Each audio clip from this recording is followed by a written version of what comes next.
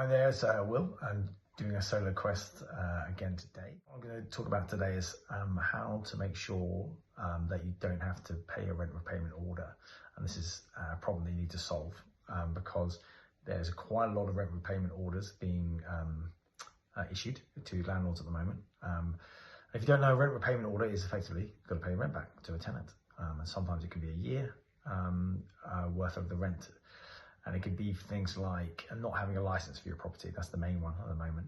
So you may be a fantastic landlord. You may be looking after the tenant really well.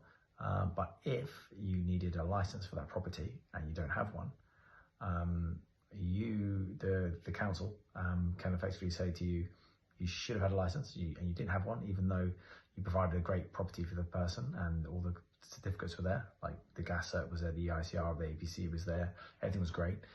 The tenant can effectively ask for all the rent back for the year. This happened recently to a let-only landlord in Hammersmith, and they had to pay, I think it was about £12,000 back to the tenants, even though the tenant said, they were generally a very, very good landlord, but it's free money for a tenant. So to avoid having to pay a rent repayment order, if you're a landlord, especially you're a let-only landlord and not a established one where you do this every day, just check that your property needs, if it needs a license, a landlord license, that it has one.